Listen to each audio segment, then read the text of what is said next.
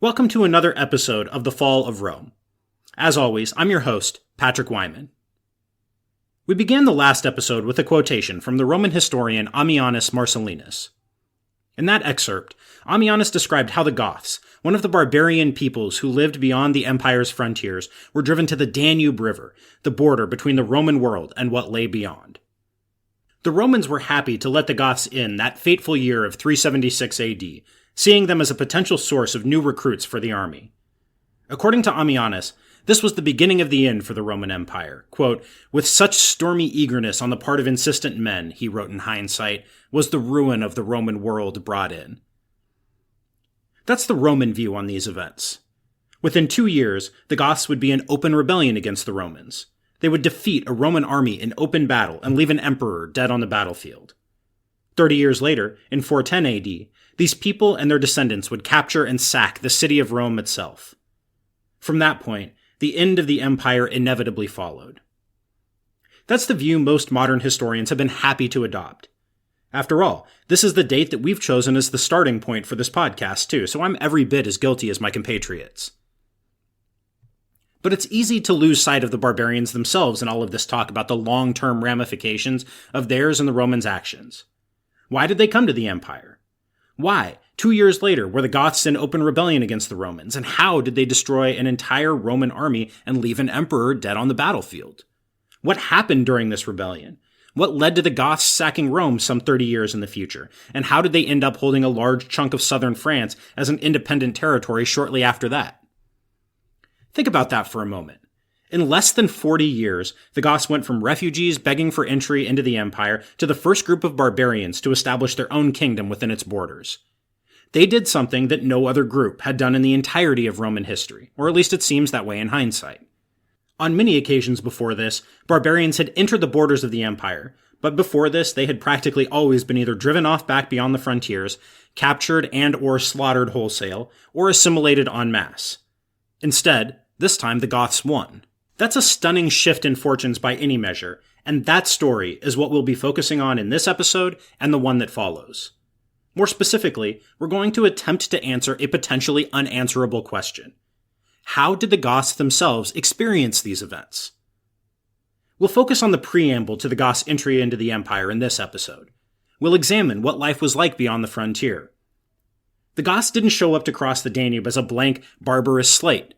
They were sophisticated people with a long history of interaction with the empire and their own history and traditions. And that is what we're going to explore here today.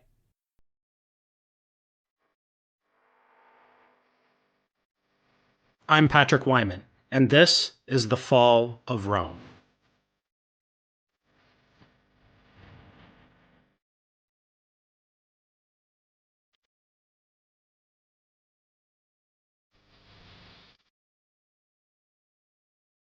Now, this is all easier said than done.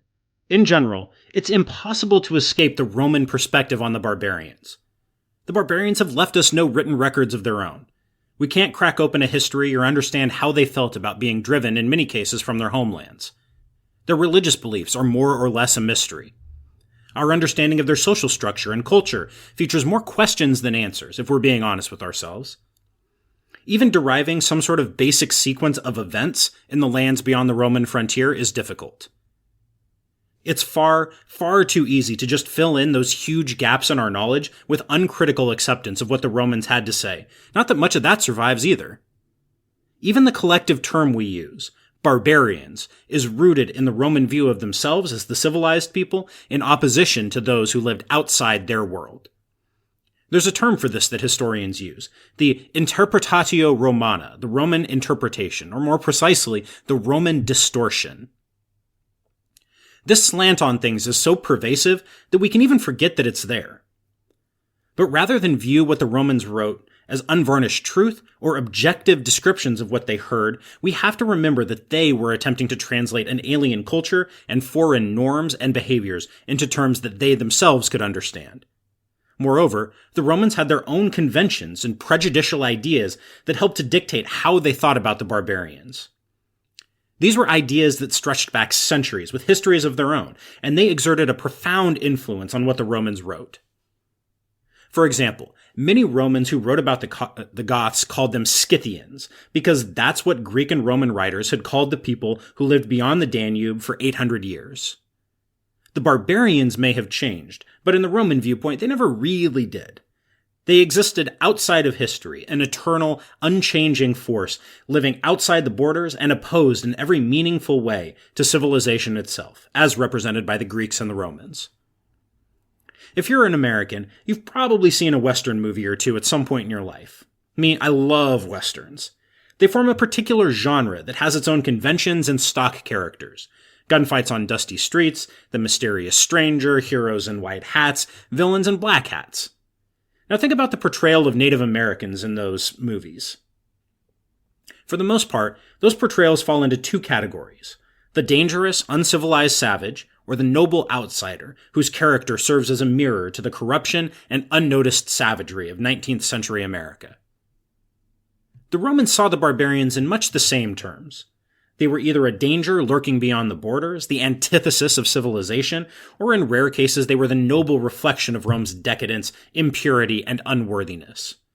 But the reality, of course, was far more complex and ambiguous, just as it was with Native Americans on the 19th century frontier. We forget all of that at our peril. So we're going to try something a little different here. While the world beyond the Roman frontier is hard to access without much in the way of written evidence, the archaeological record does have a very great deal to tell us about the material circumstances of the barbarians' lives. There are also some written texts that speak to the barbarians' world, and we can use them judiciously, bearing in mind that pervasive Roman influence and perspective. Once the Goths enter the empire, we'll try to consciously see events from their point of view. The underlying thing that I want to get at here is that the barbarians were real people. Their lives and experiences were real. They weren't unthinking savages driven by an unthinking desire to tear down everything the Romans had built. Their motivations and desires were far more complex, subtle, and, well, human. The Romans and barbarians were friends, trading partners, political allies, and tooth and claw enemies all at the same time. Now, as I mentioned, we use barbarians as a collective term for the peoples living beyond the boundaries of the empire, but there was a tremendous amount of diversity within that broad label. The ocean-going Saxons, who lived along the cold, wet, sandy shore of the North Sea in the present-day Netherlands and Germany, shared little in common with the horse-riding, nomadic Sarmatians who occupied the lush, grassy Hungarian plain, between the Carpathian Mountains and the Danube. Their languages belonged to entirely different families.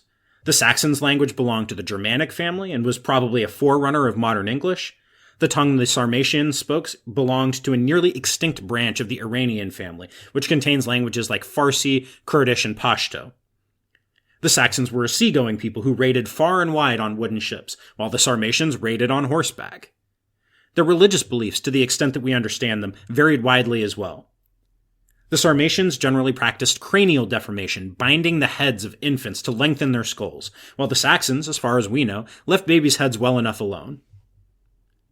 Now, those were just two of the many tribal groupings that sat just outside the boundaries of the empire. We could also mention the Franks along the middle of the Rhine River, who eventually came to dominate Gaul and gave their name to modern France. The Alemanni along the Rhine and the upper Danube, who for a time presented the biggest threat to the Roman Empire, even if they're not remembered as much today. The Burgundians, from whom we get Burgundy. The Suebi, who gave Germany the region of Swabia and set up a kingdom in Spain for more than a century. The Frisians along the North Sea coast. And last, but certainly not least, the Goths. Now, those are just the groups that actually impinged on the borders of the empire. At greater distance were the Lombards, the Vandals, the Jutes, the Angles, and of course the fearsome Huns, all of whom had their role to play in the events to come. Those are just the major and well-known groupings. There were dozens of others, Rugians, Herulians, Scyrians, Gepids, and many more that appeared and disappeared in the relative blink of an eye. Any attempt to impose some kind of unity or homogeneity on this diverse and complex world is wrong-headed in the extreme. We'll talk more about the rest of those groupings in time, but for this week, let's focus on the Goths and their journey. More specifically, we're going to focus on the journey of one particular Goth. It's easy to lose sight in all of this talk about literary stereotypes and migrations and wars and diverse cultures of individual people. It's even easier because among the Romans, let alone among the illiterate Goths, people in this period didn't write biography.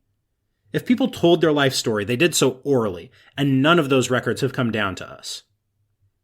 And yet, the necessity of humanizing these processes remains. So we're going to try something like a thought experiment, focusing on one single Goth who might have lived through all the events I mentioned at the beginning of this episode. Being born beyond the frontier, migrating into Roman territory, fighting Roman armies, sacking Rome, and eventually settling in southern France. Now, we might not know them, but real people did make that incredible journey. We're just going to have to use our imaginations to wrap our heads around it.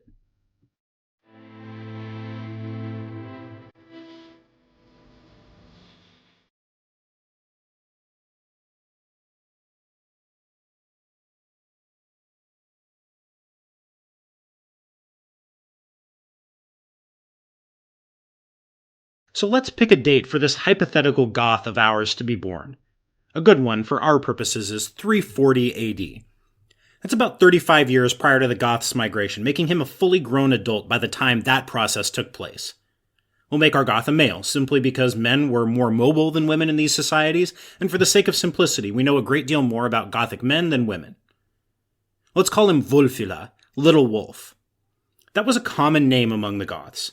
The missionary who had brought Christianity beyond the frontier went by Ulfilas, another way of saying the same thing.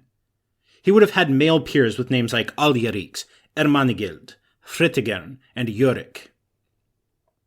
So where would Wulfila have been born? The area in which the Goths lived beyond the frontier stretched over a vast region, from central Romania in the west to the easternmost tip of the Ukraine in the east. More specifically, that region describes a particularly diverse archaeological culture that scholars call the Santana de Mureș Cherniakov culture. The name comes from the two most distant points bearing this assembly of goods, 800 miles from west to east. Now, it's a little more complicated than this. You can't look at a piece of broken pottery, or a brooch, or a belt buckle, or a cremation urn and say, yep, you know what, that's a Gothic brooch. A bowl doesn't tell you what ethnic group the person or persons who owned it thought they belonged to. Most of the archaeological remains that we have come from cemeteries or settlements, and what you find in a grave or house just doesn't necessarily have all that much to say about how these people conceived of their identity. This has been a major debate among historians and archaeologists, and it's mostly boring and surprisingly angry. A bunch of stuffy old dudes have gotten really, really mad about this stuff in the last 30 years or so, and have spent a lot of time declaring that, in fact, they're not really mad, it's the other guys who were mad. And of course, at one point, one side took pains to point out the other side's roots in Nazi-influenced ideas about how cultures and history work, proving that even academics aren't immune to Godwin's law. It's an arcane and frankly a stupid, hyperbolic debate filled with personal insults and decades-long feuds between some genuinely unpleasant people. Trust me, I've met them, and I saw one of the major players in this debate make a graduate student giving a paper at a conference cry just for funsies. As silly as it is, though, it does have some important implications for our Goth, Wulfila. What did he believe made him a Goth? Where did he think his people came from? In other words, how did the Goths define themselves in relation to the people who lived around them? What set them apart from any of the dozens of other groups who lived beyond the frontier, and what set them apart in their minds from the Romans? Ethnicity, this feeling of belonging to a group, it turns out is situational. What makes someone a Goth, or for that matter an American, differs from context to context. Being a Goth among Romans was much different than being a Goth beyond the frontier, just like being an American in Europe is much different than being an American surrounded by Americans. Among your own people, you might not notice the little things that mark you out as a member of that group, but to outsiders, things like language, religious belief, dress, and hairstyle can all serve those functions. We just don't know much about that as far as the Goths are concerned because, as we said, the gods you worship or the language you speak or the hairstyle you wear aren't visible on shards of pottery or belt buckles, the kinds of things that we find in archaeological sites.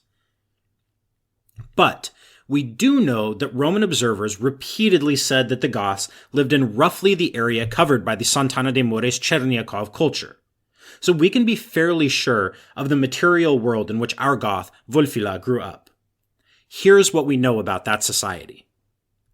First and foremost, it was tremendously diverse.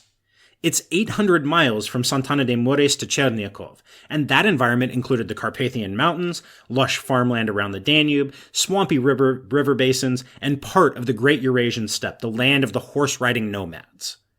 The Goths probably weren't the only ethnic group that belonged within that archaeological culture, though they seem to have politically dominated the region.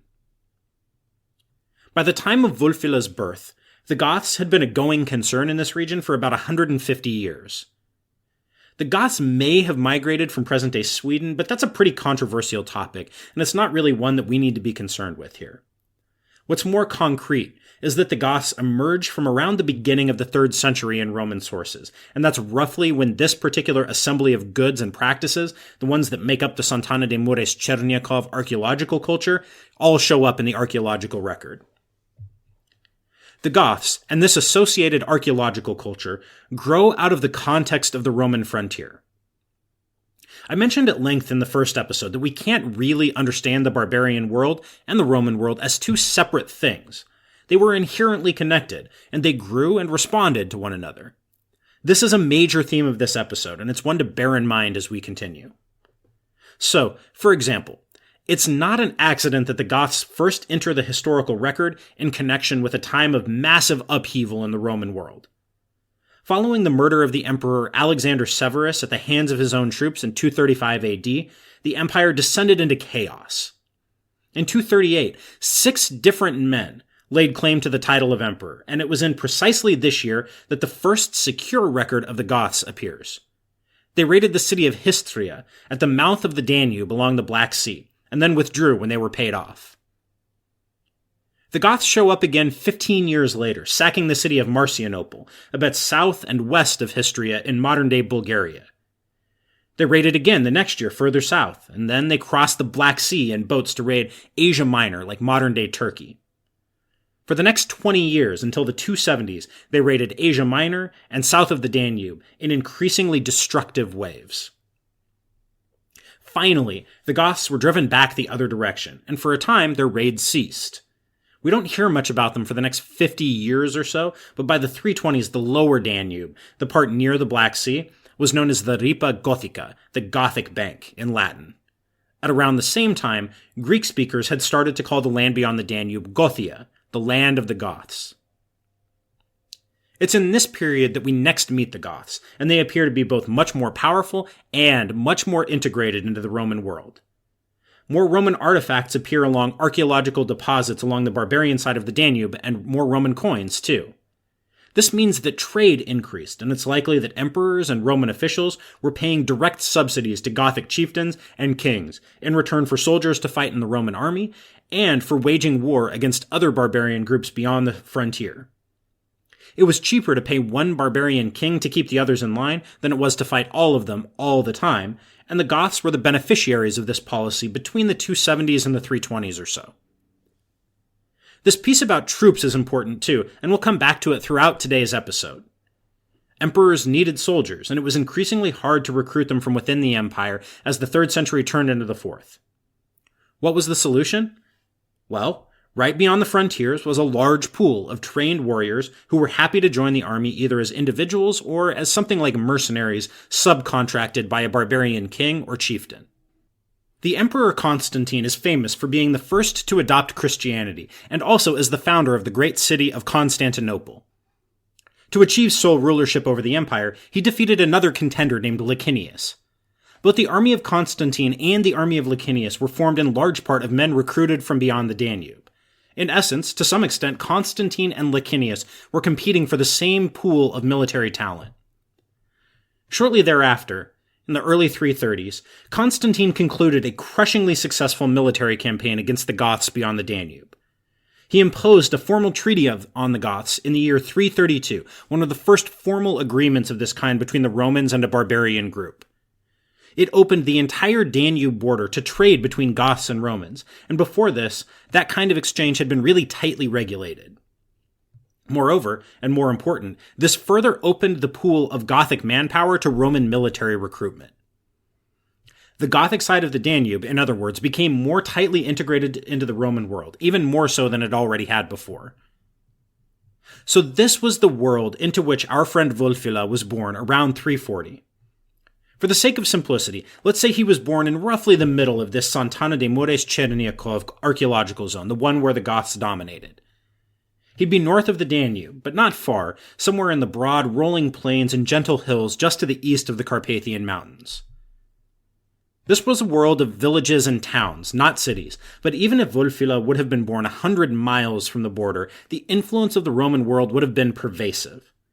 For example, archaeologists have found as many bronze Roman coins, the kind you would use for day-to-day financial transactions, on the Gothic side as on the Roman side. Goths in Wulfila's village would have used Roman ceramics and glassware, they would have drank Roman wine, and, as we mentioned, they would have used Roman money for all their needs. Many of the older men would have been veterans of the Roman army who'd returned home after their service, and Wulfila would have known young men who had left home to fight for glory and pay.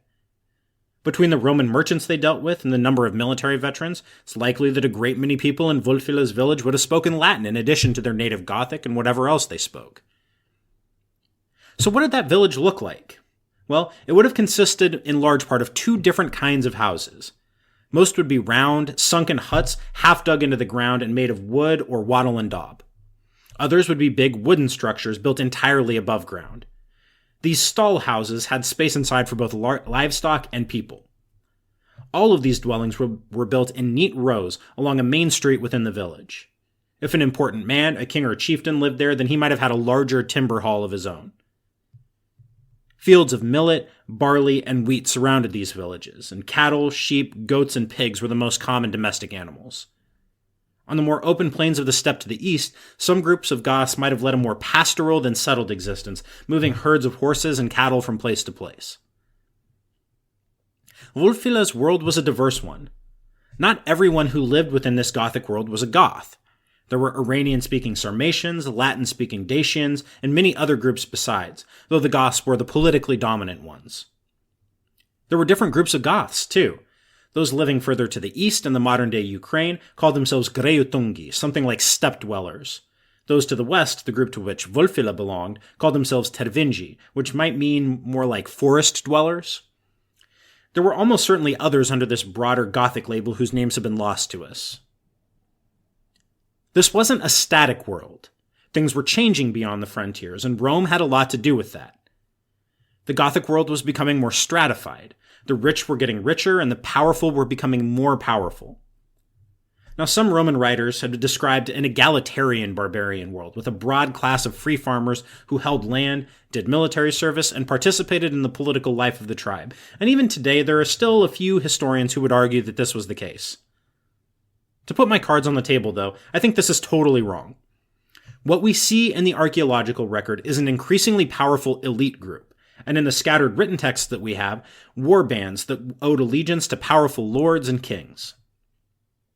If that egalitarian world of free farmers had ever actually existed, and I'm not convinced that it did, it was gone by the middle of the 4th century in the Gothic lands. So instead, what we see is an increasingly powerful, wealthy aristocracy. In this diverse culture, it's a safe bet that the Goths formed most of that aristocracy, and they probably exercised control over the other ethnic groups who inhabited the area. In terms of the ethnic identity that we discussed beforehand, to be a Goth was probably to be one of these powerful people, and that power rested on military participation and military force. Now, we talked about the interconnections between the Roman world and the Goths' world beyond the borders. Even if those trends toward a more top-heavy society, maybe a more militarized society, had their roots in things that happened beyond the border, the Romans exacerbated them. How? Well, remember when I talked about the Romans choosing some barbarian chieftains and kings to subsidize over others? What do you think they did with all that money, which archaeologists have found in massive hoards of silver coinage as far as 500 miles from the border? Well, they used some of it to build fortified towns with walls and ditches around their large timber halls. Places like this would have been centers of these lords and chieftains' power. Some of these big men even built Roman-style villas for themselves, an emulation of the kinds of houses they'd seen when they were fighting for or against the Romans south of the border. Archaeologists have found one home in the Moldovan village of Sobari, nearly 300 miles from the border, that even had glass windows and 16 Roman-style columns supporting a roof made of terracotta tiles, just like any self-respecting Roman country gentleman. They imported Roman ceramics and drank huge quantities of Roman wine, shipped in the distinctive pottery amphorae that you can still find in any archaeological site from this period beyond the border. The visual language of this elite's power was a Roman one. They wore jewelry made inside the empire and carried weapons made by Roman blacksmiths. The other major thing they did with all that money, though, was bind a warband to them. Any leader worth his salt needed warriors, and warriors in the world beyond the frontier didn't fight for free. By subsidizing these leaders, the Romans allowed them to create more effective military forces. Then, when the Romans needed soldiers, these leaders could hire out individual soldiers or units to an emperor in need of troops to fight a Roman usurper, or some frontier general who fancied himself the next emperor. These barbarian rulers, kings, chieftains, judges, whatever the terminology happened to be, weren't above raiding into Roman lands even when they might have been party to a peace treaty. Their relationship with the Romans was subject to constant renegotiation from both sides, and the Romans were happy to return the favor, provoked or not.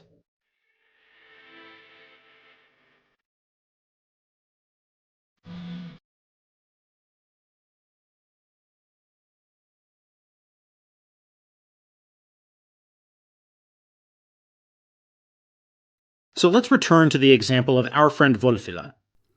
This was his world, the world of a warband in service to a king or lord or chieftain, whatever term he might have used for them. War was probably something like his occupation. Remember, his fathers and grandfathers and great-grandfathers' generations had all fought the Romans and others beside, so our Wulfila would have grown up surrounded by stories of his ancestors' deeds and raids and battles. Even if he hadn't fought Romans, there were plenty of others to fight. The Vandals, who would one day conquer Spain and North Africa, were something like the ancestral enemies of the Goths, according to a much later source. Seize their weapons! The Iranian-speaking Sarmatians were another potential foe, and we know the Goths fought them regularly as well. In short, there were plenty of opportunities for a young warrior to make his way in the world. He was familiar with the Roman world's material manifestations, its coins, its jewelry, its wine, and its pottery. He had seen Roman soldiers come beyond the frontier and met Roman merchants. For a price, if this were Wulfila's world, if he belonged to this social class of Goths defined by their military prowess and skills, then it's basically certain that he would have spent some time in the Roman army. He probably wouldn't have been a long service type of soldier, the kind who joined on his own and did a 20 or 25-year stint before settling for good in Roman territory, but more likely one attached to a short-term obligation. That'll be all you if have, he were born in Barbarian. 340, Next. he would have been of military age by the middle of the 350s. If that's when he wound up in the Roman army, he might have traveled to Gaul to fight the barbarian Alemanni, who had crossed the Rhine and invaded, and maybe the Franks and Saxons in the north of Gaul. All of those barbarian groups felt the sharp end of Roman power during this brief period. Us safety. The Emperor Constantius fought the Persians in the late 350s, and his successor Julian led a massive invasion in 363. Join us. We're not sure about Julian, but Constantius definitely had Gothic troops in that army. Please, the Goths manned forts along the Danubes, too, and their belt buckles and brooches and jewelry are common archaeological finds in the Roman territory south of the river. I cannot control them, Lupicinus. Wulfila, then, had fought in the Roman army, just like many of his compatriots. He might have fought anywhere between the forests of Germany beyond the Rhine and the deserts of Persia, or anywhere in between. For 5 or 10 years, depending on the arrangement he or his aristocratic lord had made with the Romans, the tightly disciplined and organized world of the army would have been his home. He learned a disciplined and organized way of fighting, probably on horseback. The Romans liked barbarian cavalry, and the Goths had become excellent horsemen. Wulfila saw siege engines like catapults, ballistas, and mobile siege towers. He experienced military engineering on an epic scale. He saw trim, well-built frontier forts and huge city walls. He may have grown to like, or to hate, the Romans themselves. If he hadn't already, he learned Latin, or at least the rough army dialect that was heavily spiced with words from the Germanic languages beyond the frontier. And then Wulfila, like many other Goths who had served in the army, returned home. He did so in the middle of the 360s as a man in his mid-20s, just when relations between the Goths and the Romans were breaking down on a large scale. I mentioned before the peace treaty that the Emperor Constantine had forced on the Goths in the 330s, the one that opened up the border to trade and the Goths to greater Roman military recruitment, but it really did function as a peace treaty as well. shall deal with this For 30 menace years, in due there were time. no large-scale wars between the Goths and the Romans. That changed in 365. The Goths contributed troops to the cause of an imperial usurper named Procopius, who tried to overthrow the Emperor Valens, a villain and incompetent with whom we'll spend a great deal more time in next week's episode. The Gothic leaders and kings who had thrown their weight behind Procopius were rewarded with money, but Valens intercepted the troops, and they never got to Procopius. Valens defeated the usurper shortly thereafter and had him executed. Silence! Now Valens, as you might imagine, wasn't too happy about the Goths' involvement in a Roman civil war, so he set about teaching them a lesson. In 367, he took an army across the Danube. Valens didn't really get much done. According to our friend Ammianus Marcellinus, Valens sent, quote, plundering bands and seized some of the families which could be captured before they reached the steep and winding mountain regions, and while they were still wandering over the level plains. And after having attained only this, which was what chance offered him, he returned harmlessly with his men without having inflicted or suffered serious harm. Valens got even less done the next year, and it was only in 369 that he succeeded in bringing his army beyond the Danube and launching a real campaign. He defeated the Gothic leader Athanaric in battle and managed to force a peace, one that ended the previously free trade across the border and the diplomatic payments that Gothic leaders had come to rely on. Our friend Wulfila participated in this campaign, and we have to imagine that much of the Goths' army was made up of men like him who had been on the other side, doing exactly the same thing to Alemanni or Franks beyond the Rhine frontier. Attack now! In the aftermath of this war, this Gothic leader Athanaric did something interesting. He began a persecution of Christians living among the Goths. Remember, we talked about the diversity of Gothic society. There were Goths, sure, but there were also Roman descendants of slaves the Goths had taken during their raids on Asia Minor and the lands to the south of the Danube, and many other groups besides. Many of those Romans were Christians, and it was during this period that Goths proper began to convert as well. A martyr story from this period describes a saint named Saba as, quote, a Goth by race and living in Gothia. This Saba, who lived in the foothills of the Carpathian Mountains close to where we located our friend Wulfila, went out of his way to get himself martyred. A close reading of this text, which took place during Athanaric's persecution, reveals that the people of Saba's village would have been happy to ignore the orders to root out Christians. When the inspectors came, Saba's fellow villagers swore up and down that there weren't any Christians living among them, but Saba spoke out anyway. Even then, the officials would have been happy to let it go. Saba couldn't keep his mouth shut, though, and insulted a lord named Atharid. The martyr story describes Atharid as, quote, the son of Rothesteus of royal rank, and said he led, quote, a gang of lawless bandits. Remember earlier how we discussed those elites who built fancy houses and fortified settlements and imported Roman wine and glass? That sounds, to me at least, a lot like Atharid here, and this gang of lawless bandits sounds a lot like the kind of warrior following to which someone like our friend Wulfila might have belonged. Saba made sure he got himself martyred in horrifying fashion. The Christians in his community made sure that his body went south, into the Roman territory beyond the Danube. Once again, the connections between what happened within the empire and in the territory of the barbarians is crystal clear. The ties of religious faith bound together Christians within the Gothic lands and within the empire. It was around this time, the early 370s, that another player entered the game. If you've ever heard of a group of barbarians, you've probably heard of the Huns, and it's at exactly this time that they appear in the record. Our friend Ammianus Marcellinus was probably reporting rumors he heard when he said that they, quote, exceed every degree of savagery. Here's how Ammianus described them, quote, they all have compact, strong limbs and thick necks, and are so monstrously ugly and misshapen that one might take them for two-legged beasts, or for the stumps, rough-hewn into images that are used in putting sides to bridges. I must act. But although they have the form of men, however ugly, they are so hardy in their mode of life that they have no need of fire nor of savory food, but eat the roots of wild plants and the half-raw flesh of any kind of animal whatever, which they put between their thighs and the backs of their horses, and thus warm a little. That's terrifying stuff, right? Let us end this. It's no wonder that in the basic story you've probably heard, this group of newcomers defeated the Goths and drove them as refugees to the banks of the Danube, where they would enter Roman territory and bring doom with them. As always, though, things were a little more complicated than this. First of all, as we've discussed, there were multiple groups of Goths in play here. The Greuthungi, the steppe-dwelling Goths of the east, modern-day Ukraine, probably fought the Huns for years, before they became known to people like Ammianus Marcellinus. You! It was only when the back Greuthungi to fled work. west and involved the Tervingi, the group of Goths whom the king Athanaric ruled and to whom our friend Wulfila belonged, that things became really serious. The Huns apparently inflicted a serious defeat on them, and the Tervingi fled to the Carpathians for safety. They abandoned Athanaric and fled from there to the Danube, where we pick up our story in 376. The Huns chose exactly the right time to invade. That Roman invasion of the Gothic lands that Valens had led between 367 and 369 had shattered Athanaric's power. A secure king, for example, doesn't feel the need to persecute Christians.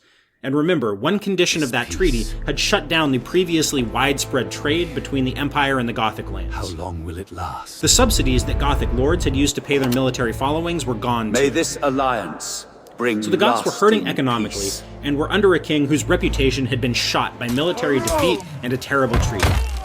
The lords didn't have the money to pay their warriors. And we don't know much about the Huns at this point, but there's no reason to think they were stupid. This was a good time to fight the Goths. Now, it's not like all the Goths everywhere were either killed by the Huns or forced to become refugees, just the Tervingi, and maybe not even all of them. The Ostrogoths, whom we'll meet a century or so down the road, were the descendants of the Goths who had stayed behind. There were even Gothic speakers in isolated parts of the Crimean Peninsula until the 18th century. Modern historians tend to downplay the scale of the Huns' invasion and the number of Goths who fled to the Roman Empire, and they're probably not wrong to do so. Still, for those who did flee, this must have been an incredibly traumatic event. Put yourself in our friend Wulfila's shoes. He's been a warrior all his life, and he's just now edging into middle age. He's getting a little bit old, he's not quite as strong or as quick as he once was, and a lifetime of horseback riding, fighting, and hard labor is taking its toll. He has scars on his face and injuries that have never healed right. He's starting to get arthritis in his hands. But still, he's good at what he does. You don't survive a lifetime of war, 20 years of fighting against Franks and Alemanni and Persians and Romans, without being both very lucky and very good at what you do. Now, just as you're ready to settle down and leave all that behind you, the Huns arrive. They arrive on horseback, out of nowhere seemingly. They burn your village, they kill your friends and your family. Others they take captive to be slaves in the lands to the east. Your lifetime of experience as a soldier has come to nothing. So, you flee to the mountains, you ditch the worthless king Athanaric. He failed to defeat the Romans, he ruined 30 years of prosperous trade and integration with the Roman frontier, and now he's failed to defeat the Huns too. But remember what we've talked about today. For men like Wulfila, who probably had his family with him, the Roman world isn't some alien, unfamiliar place. The Romans need soldiers, and the Goths can fight, so why not make a deal with them? This is what the new Gothic chieftain, Fritigern, suggested. After all, Goths who had served in the army had seen or heard of groups of barbarians being peacefully settled within the empire in return for military service. This was a common enough thing, it's how the empire got a great many of its soldiers. Why couldn't it be for the Goths too? But that's only a solution that makes sense in the context of familiarity with the empire, and more specifically, with the Roman army. It was with this in mind that the mass of Gothic refugees showed up on the Danube in 376. This is where we'll leave our story, and Wulfila's, for this week. Next time, we'll follow the Goths as they enter the empire, defeat Valens at the epic Battle of Adrianople, and settle for 2 decades within Roman territory. Eventually, though, they'll be on the move again. The sack of Rome and the birth of a Gothic kingdom in southern France await. Thank you so much for joining me for today's episode of The Fall of Rome. If you've enjoyed today's show, please leave a rating and a review on the platform of your choice. And if you really want to help me out, you can take the survey at wondery.com/survey. That's WONDERY.com/survey. You can follow me on Twitter at Patrick_Wyman or on Facebook at Patrick Wyman MMA. I'm always happy to chat, so drop me a line anytime. Until next time, thank you for joining me.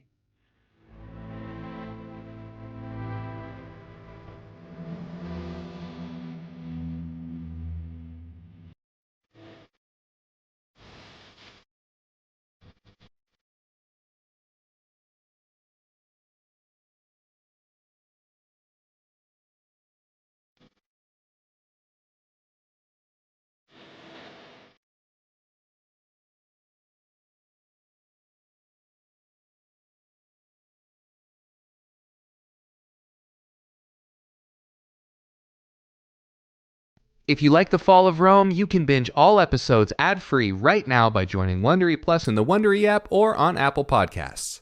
Prime members can listen ad-free on Amazon Music. Before you go, tell us about yourself by filling out a short survey at Wondery.com/survey.